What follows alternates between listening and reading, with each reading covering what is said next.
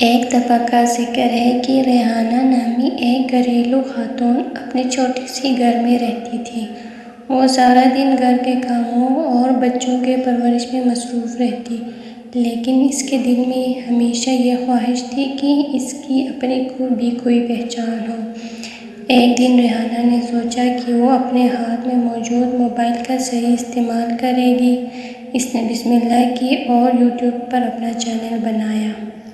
شروع میں اسے تھوڑی شرم آئی کہ لوگ کیا کہیں گے، اور اس کا کچن تو بہت سادہ ہے، لیکن اسے یاد آیا کہ کامیابی کے لیے مہنگے کیمرے کی نہیں بلکہ سچی لگن کی ضرورت ہوتی ہے۔ اس نے اپنی روزمرہ کی سادگی زندگی، ہانڈیاں، روٹی، گھر کی صفائی کی ویڈیو بنانا شروع کی۔ کامیابی کا سفر۔ ریحانہ نے ہمت نہیں ہاری اور ہر دوسرے دن ویڈیو ڈالتی رہی۔ آہستہ آہستہ دوسری بہنیں اس کے ساتھ جڑنے لگیں، کیونکہ ریحانہ کا لہجہ بہت سادہ اور سچا تھا۔ لوگ اس کی سچائی کو پسند کرنے لگے۔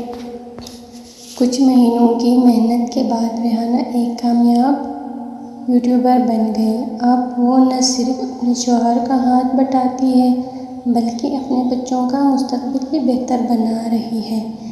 اس نے ثابت کر دیا کہ ایک عورت گھر بیٹھ کر بھی دنیا جیت سکتی ہے۔